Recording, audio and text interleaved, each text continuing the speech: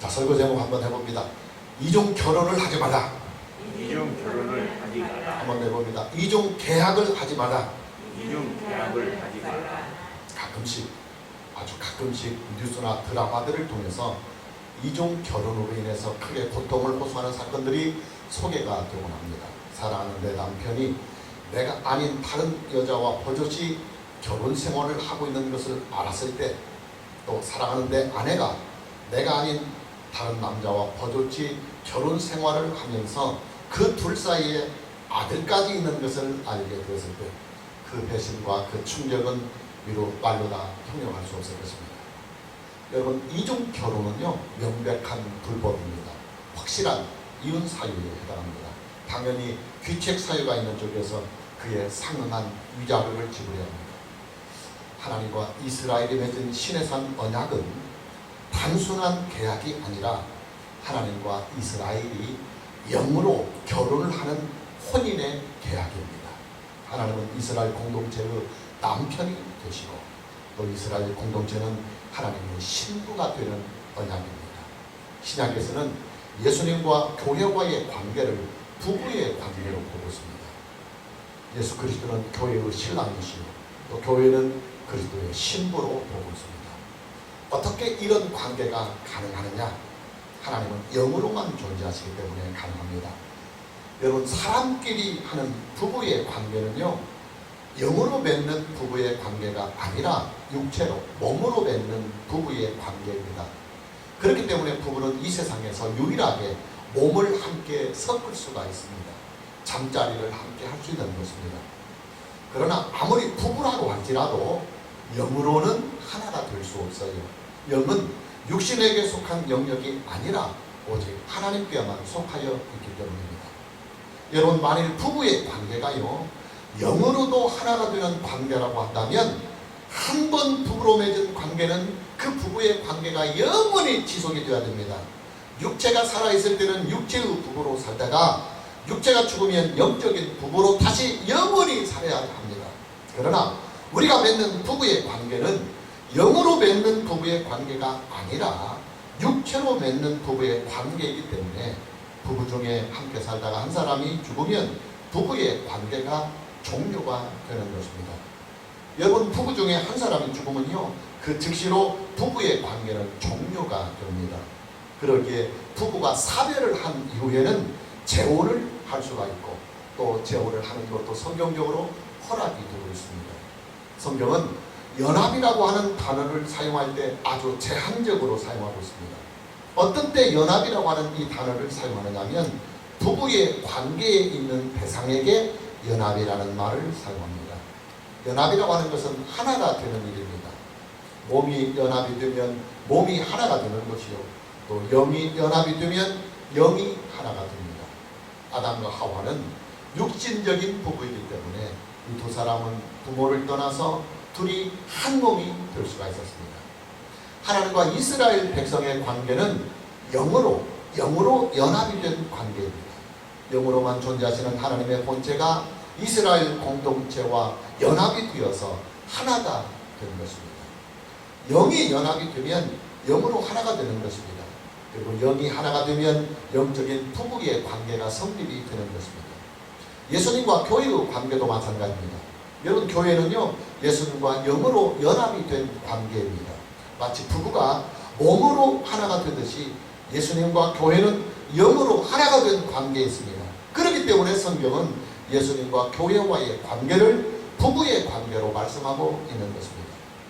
하나님과 이스라엘 백성들이 맺은 시내산 언약은 영으로 존재하시는 하나님이 이스라엘 공동체와 연합이 되는 언약입니다. 당연히 영으로 부부가 되는 언약입니다. 그런데 이 부부의 관계를 맺은 시내산 언약이 이스라엘 백성들의 일방적인 배신으로 말미암아 깨지고 말았습니다.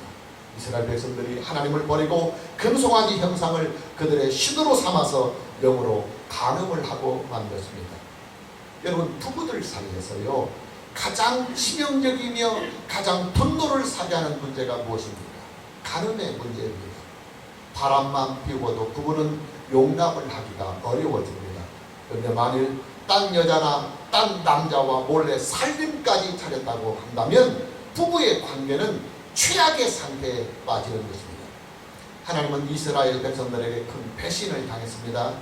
이스라엘을 사랑해서 이스라엘과 부부의 관계를 맺으셨는데 이스라엘이 금송아지 형상을 만들어서 그 금송아지를 그들의 남편으로 삼고 말았던 것입니다.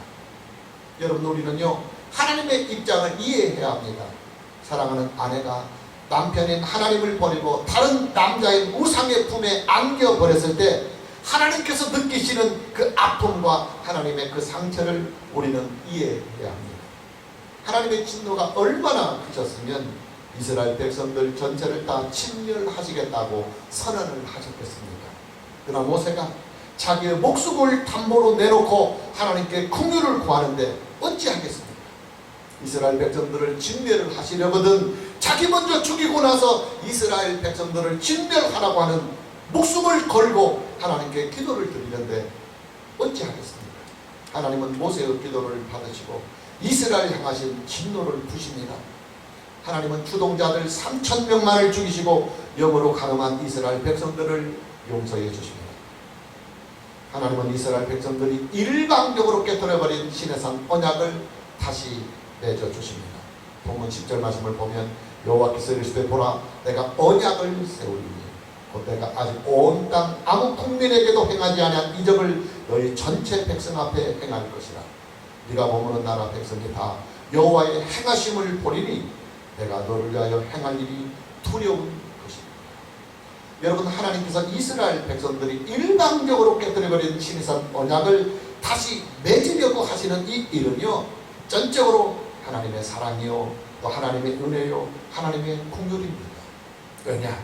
이 언약으로 말미암아 크게 이득을 보는 쪽은 하나님이 아니라 이스라엘 백성들이기 때문입니다. 하나님과 이스라엘 백성들이 맺는 시내산 언약은 하나님에게는 별로 이득이 없어요. 이득을 보는 쪽은 하나님이 아니라 이스라엘 백성들입니다. 본문 10절과 11절 말씀을 다시 보면 여호와께서 이르시되 보라 내가 언약을 세우라니 곧 내가 아직 온 땅 아무 국민에게도 행하지 아니한 이적을 너희 전체 백성 앞에 행할 것이라. 네가 머무는 나라 백성이 다 여호와의 행하심을 보리니 내가 너를 위하여 행할 일이 두려울 것임이니라.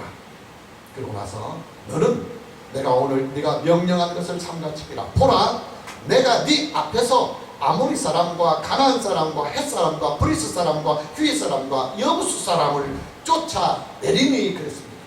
하나님은 시내산 언약을 다시 맺어주시면서 이런 약속을 이스라엘 백성들에게 하십니다. 앞으로 이스라엘 백성들이 겪어야 할 가나안 정복 전쟁에서 하나님께서 직접 선두에 서셔서 가나안의 원주민들을 다 쫓아주시겠다고 말입니다. 여러분, 하나님과 이스라엘 백성들이 맺는 시내산 언약은요 이스라엘 백성들에게는 가나안 땅이 약속으로 주어지는 언약입니다. 더더욱 감사한 일은 가나안 땅을 정복하기 위해서 감당해야 할 수많은 전쟁을 하나님께서 직접 선두에 서서 그 모든 전쟁을 다 이기게 해 주실 것이라고 하는 약속이 시내산 언약에 담겨 있습니다. 이스라엘 백성들은 지금까지 단 한 번도 그들의 나라, 그들의 국가, 그리고 그들의 땅을 가지지 못하고 살아왔던 사람들입니다. 이스라엘 백성들은 지금까지 애굽 땅에서 바로의 노예로만 살아온 사람들입니다. 그런 그들에게 이제는 그들만의 나라가 주어지고 또 그들만의 국가를 세울 수가 있고 또 그들이 살아갈 그들 자신들의 땅과 집과 가축들이 주어지는 일입니다. 여러분, 우리가 상식적으로 생각을 해봐도요 가족들과 더불어 평생을 노예로만 살아왔던 사람이 자유를 얻었다고 해봅시다. 그냥 단순히 자유만 얻은 것이 아니라 그와 그 가족들이 행복하게 살아갈 집과 땅과 가축들까지 함께 주어지는 온전한 자유의 축복을 얻었다고 해봅시다. 자, 그렇다면 이 노예가 누리는 자유는 얼마나 큰 축복이겠습니까? 이스라엘 백성들이 시내산 언약으로 받은 축복이 바로 이런 축복입니다. 그런 바로와 애국으로부터 이미 자유를 얻었습니다. 그리고 이제 앞으로는 그들이 살아갈 땅과 집과 가축들이 주어지고 있습니다. 그러니 여러분, 하나님과 이스라엘 백성들이 맺는 이 시내산 언약은요, 전적으로 이스라엘 백성들에게 유리한 언약입니다. 이스라엘 백성들이 크게 이득을 보는 언약입니다. 더군다나 언약을 깨뜨린 당사자는 하나님이 아니고 이스라엘 백성들입니다. 언약을 깨뜨린 책임과 규칙 사유가 하나님께 있지 아니하고 이스라엘 백성들에게 있습니다. 하나님은 신실하게 이스라엘 백성들과 했던 언약을 지키셨습니다. 그러나 이스라엘 백성들이 금송아지를 만들어서 그것을 섬기며 일방적으로 하나님과 맺었던 언약을 깨뜨리는 것입니다. 하나님은 이스라엘 백성들에게 언약을 파기한 책임을 물으실 수가 있습니다. 뿐만 아니라 하나님은 이스라엘을 이제는 버리고 다른 민족이나 다른 사람들을 선택해서 그들과 새로운 언약을 맺으실 수도 있을 것입니다. 여러분, 우리가 상식적인 수준으로 생각을 해봐도요, 언약이 일단 파기가 되면 언약을 파기한 쪽에서 일단 손해배상을 해야 합니다. 그리고 이제 손해배상이 다 끝나면 되도록 다시 언약을 맺을 때 다른 사람과, 언약을 파기한 사람과 다시 재계약을 하지 않고 다른 사람을 선정해서 다른 사람과 계약을 맺으려고 할 것입니다. 한번 크게 당했으니까 그 사람과는 다시는 계약을 맺으려고 하지 아니할 것입니다. 그러나 하나님은 이스라엘 백성들과 다시 언약을 맺으십니다.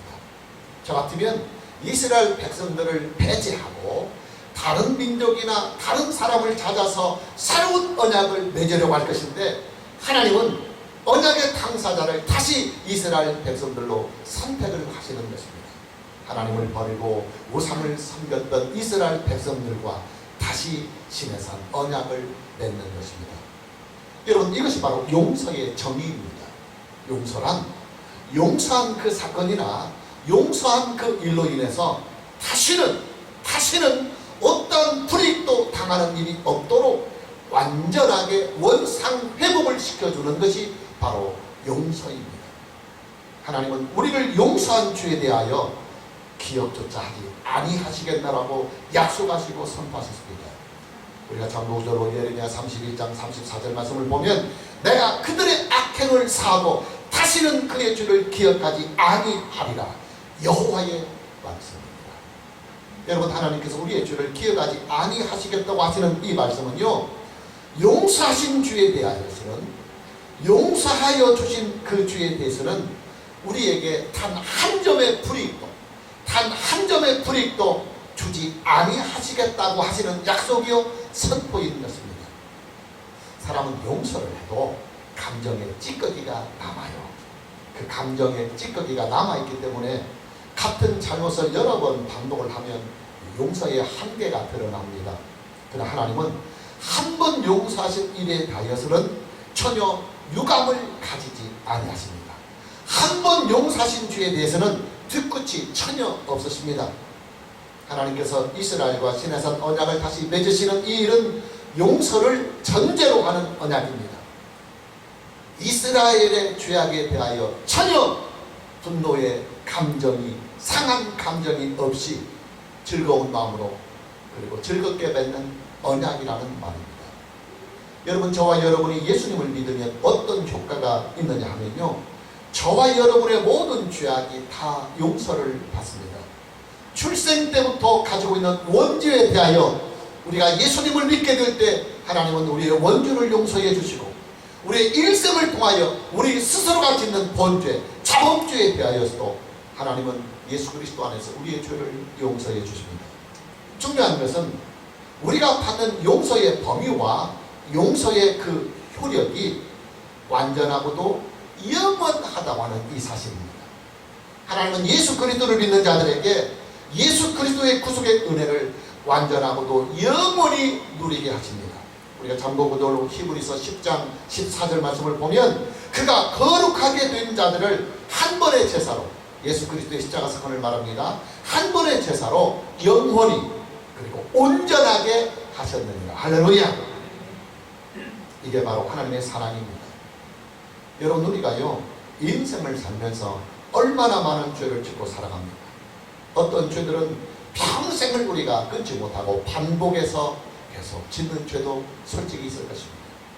그러나 하나님은 우리가 진정으로 회개하며 하나님께 용서를 구하기만 하면 회개하며 용서를 구하는 죄에 대하여 뒤끝이 전혀 없이 우리의 죄를 용서해 주십니다. 우리에게는 날마다 반복이 되는 죄라 할지라도 하나님은 우리를 용서하셨기 때문에 우리가 짓는 그 죄에 대하여 새로운 죄로 기억을 하십니다. 우리가 참고구절로 고린도후서 5장 17절 말씀을 보면 그런즉 누구든지 그리스도 안에 있으면 새로운 피조물이라. 이전 것은 지나갔으니 보라 새 것이 되었도다. 할렐루야. 예수님을 구속의 주님으로 믿으면 그 믿음이 그를 과거로부터 구원합니다.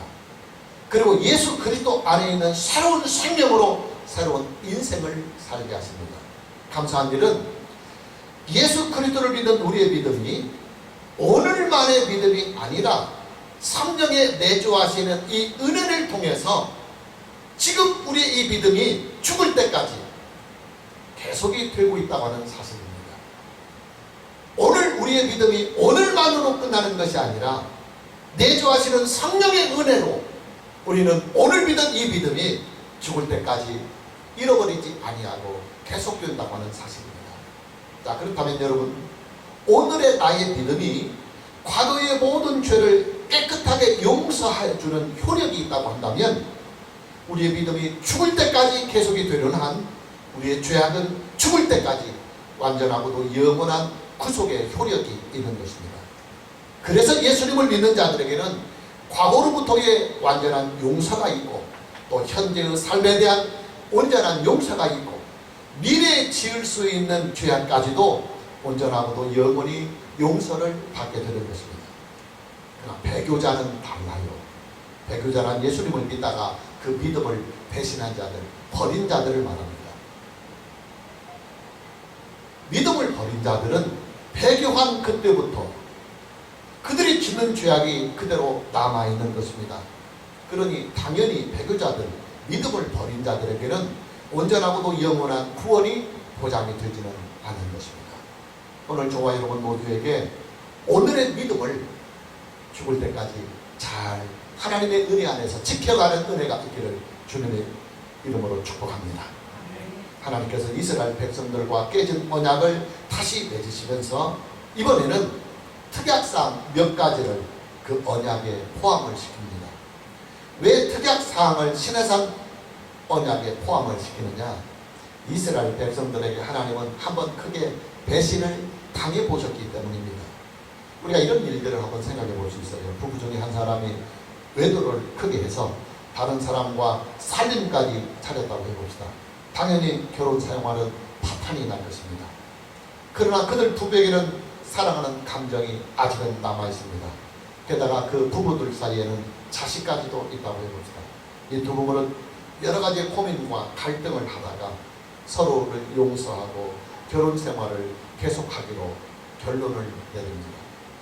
그러나 상처를 입은 쪽에서는, 상처를 받은 쪽에서는 새롭게 출발하는 결혼 생활에 대한 안전한 보장을 다시 받으려고 할 것입니다. 이때 이 두 사람은 어떤 특약을 서로 할 수가 있어요. 이제 이후로 다시는 바람이나 외도를 피지 않겠다고 하는 서약을 할 수 있습니다. 그리고 만일에 다시 한번 이런 불미스러운 일이 발생하게 된다면 귀책 사유가 있는 쪽에서 피해를 입은 사람에게 무조건 요구를 하는 조건을 다 들어주겠다고 하는 특약을 하고 그들이 결혼 생활을 다시 새롭게 할 수가 있을 것입니다. 하나님께서 이스라엘 백성들에게 요구하신 특약사항이 오늘 본문에 소개되고 있습니다. 12절 말씀을 보면 너는 스스로 삼가 네가 들어가는 땅의 주민과 언약을 세우지 말라. 언약을 세우지 말라. 그것이 너희에게 올무가 될까 하노라. 다시 15절 말씀을 보면 너는 삼가 그 땅의 주민과 언약을 세우지 말지. 이는 그들이 너희의 신을 음란하게 섬기며 그들의 신들에게 제물을 드리고 너를 청하면 네가 그 제물을 먹을까 함이라. 특약사항 첫째가 뭐냐면 가나안 땅의 백성들과 언약을 세우지 말라고 하는 특약입니다. 하나님은 이 세상에 있는 수많은 나라들과 수많은 민족들 중에서 오직 이스라엘 백성들 그들만 선택하셨고 또 그들에게 언약을 맺으셨습니다. 이스라엘 백성들을 하나님의 신부로 삼으셨습니다. 결혼으로 비유를 하면 일부 타처제가 아니고 일부 일처제로 하나님은 이스라엘 백성들과 혼인 계약을 맺으시는 것입니다. 하나님께서 일부 일처로 이스라엘 백성들과 혼인 계약을 맺으셨으니까 당연히 이스라엘 백성들도 일부 일처로 혼인 계약을 맺으라는 말입니다. 신해산 언약을 다시 맺으면서 특약이 존재할 수밖에 없는 이유입니다. 한번 남편을 버리고 다른 남자와 놀아난 이스라엘 백성들에게 다시는 그런 일이 발생하지 못하도록 하나님 이외에는 다른 그 어떤 상대와 계약을 맺어서는 안 된다고 하는 이 특약을 새롭게 두고 있는 것입니다. 두 번째 특약은 다른 신에게 절하지 말라고 하는 특약입니다. 본문 14절 말씀은 너는 다른 신에게 절하지 말라. 여호와는 질투라 이름하는 질투의 하나님입니다. 이 특약은 10계명의 제2계명에 있는 내용을 다시 한번 더 각인을 시키기 위한 특약입니다. 10계명의 원계약에 이미 들어있는 내용이지만 그들이 그 원계약에 들어있는 내용을 어겼어요. 그래서 다시는 10계명의 제2계명을 어기는 일이 재발되지 않도록 다시 한번 특약을 따로 두어서 제3, 제4 강조를 하고 계시는 것입니다. 세 번째 그 특약은 신상들을 부어 말지 말라 하는 특약입니다. 본문 17절 말씀을 보면 너는 신상들을 부어 만들지 말지입니다. 자, 세 번째 특약 역시도 원계약 10계명에 있는 내용입니다. 10계명의 제2계명에 이미 들어있는 내용입니다. 자, 그럼에도 불구하고 왜 이 부분을 특약상에 하나님은 다시 집어넣은 것이냐? 금송아지 사건으로 인해서 하나님은 크게 마음이 상하셨기 때문입니다. 다시는 이스라엘 백성들이 신상을 만들어서 우상을 섬기지 못하도록 단단하게 특약사항까지 다시 두시면서 못을 받고 있는 것입니다. 여러분, 사람들끼리 계약에도 특약사항이 있어요. 원계약 하나만으로는 당사자들 사이에 맺은 그 계약이 충분하게 분쟁에 대한 해결의 실마리가 부족하다고 판단이 될 때 분쟁의 소재를 분명하게 하기 위해서 특약 여러 가지를 집어넣을 수 있어요. 하나님은 이스라엘 백성들과 시내산 언약에서 큰 상처를 입으셨습니다. 이스라엘 백성들이 일방적으로 시내산 언약을 파기하고 하나님께서 가장 싫어하시고 미워하시는 우상 숭배를 하였기 때문입니다. 하나님은 이 특약상을 시내산 언약에 포함을 시키면서 특약상을 따로 둘 수밖에 없는 하나님의 마음을 이렇게 오늘 본문 14절 말씀을 통해서 고백하고 계십니다. 너는 다른 신에게 절하지 말라. 이 부분이 중요합니다. 여호와는 질투라 이름하는 질투의 하나님입니다. 하나님께서 이스라엘 백성들에게 질투의 감정을 가지고 계신다는 고백을 시내산 언약을 통해서 다시 한번 고백하고 있습니다. 자, 질투로 번역이 된 히브리어는 카나라고 하는 단어입니다. 이 카나라고 하는 이 단어는 열심이라고 하는 단어에서 나왔습니다. 하나님의 질투는 사랑의 열심에서 나오는 질투이다 그 말입니다. 여러분, 하나님의 질투는요, 하나님께서 사랑하시는 이스라엘이 하나님이 아닌 다른 우상에게 마음을 줄 때 하나님은 그 사랑을 지키기 위해서 질투를 하는 사랑의 열심의 질투입니다. 하나님의 질투는 오직 하나님 한 분만을 사랑해 달라고 하는 간곡한 하나님의 사랑의 열심인 것입니다. 하나님은 이스라엘 백성들에게 질투의 감정을 가지실 수 있는 자격이 있으신 분이십니다. 왜냐? 이스라엘은 하나님의 신부이기 때문입니다. 여러분, 하나님과 이스라엘의 관계는요, 단순히 계약의 관계만 있는 것이 아닙니다. 하나님과 이스라엘 백성들의 관계는 영으로 혼인을 한 부부의 관계에 있습니다. 그렇다면 여러분, 하나님과 이스라엘은 당연히 서로에게 질투를 느끼는 감정이 있어야만 합니다. 하나님은 이스라엘에게 질투하는 감정이 있어야 당연하고, 또 이스라엘 공동체 역시도 하나님께 질투하는 감정이 있어야 당연합니다. 만일 서로에게 이 질투하는 감정이 없다고 한다면 그것은 사랑이 아니라 무관심이 되는 것입니다. 하나님은 저와 여러분들에게도 질투의 감정을 여전히 가지고 계십니다. 우리를 위하여 위하여 독생자까지 내어주신 하나님의 그 사랑의 열심이 질투의 감정을 가지고 하나님은 저와 여러분을 대하십니다.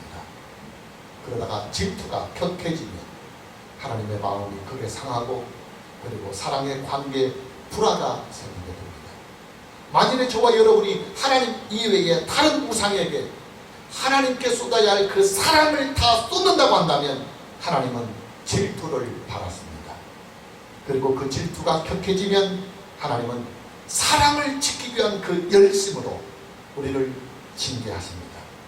오늘 저와 여러분 모두에게 하나님께서 우리를 사랑하시는 그 열심에 부응해서 저와 여러분 또한 하나님을 열심히 사랑하는 은혜가 있기를 주님의 이름으로 축복합니다. 마무리합니다. 여러분, 결혼한 여인의 가장 큰 슬픔과 아픔이 뭐가 되겠습니까? 남편의 외도가 될 것입니다. 반대로 결혼한 남자의 가장 큰 피해가 어디에 있겠습니까? 아내의 외도일 것입니다. 우리가 예수님을 믿는다고 하는 일은 예수님과 내가 영으로 결혼을 한다고 하는 의미입니다. 따라서 예수님과 영으로 결혼을 한 저와 여러분은 이 결혼 윤리를 잘 지켜야 하고 이 결혼을 행복한 상태로 영원히 유지를 잘 해나갈 수 있는 믿음이 저와 여러분에게 있어야 됩니다. 오늘 저와 여러분 모두에게 예수님과의 영적인 이 결혼 생활을 영원히 잘 유지해 가면서 이 영적인 결혼 생활이 주는 놀라운 은혜들을 이 세상에서와 그리고 천국에서 영원히 누리게 되는 은혜가 있기를 주님의 이름으로 축복합니다. 찬양합니다.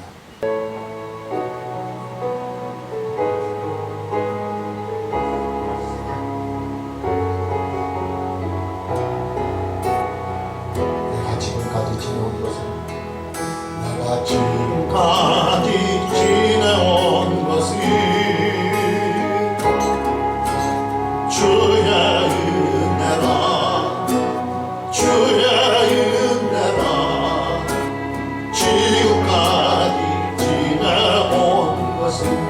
지금까지 지내온 것은 내가 지금까지 지내온 것은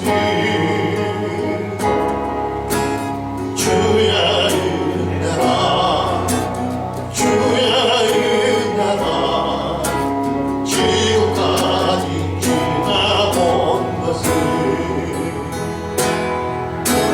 주의 은혜라 주의 은혜라 지금까지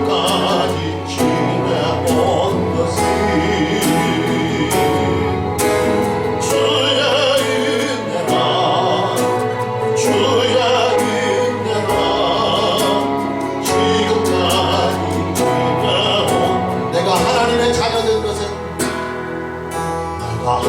하나님의 자녀된 것이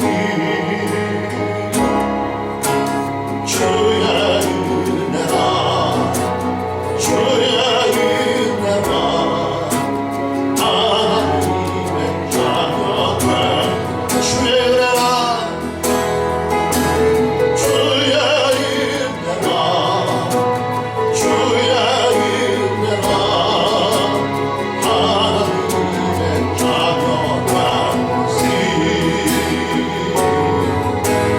주의 은혜라 주의 은혜라 주의 은혜라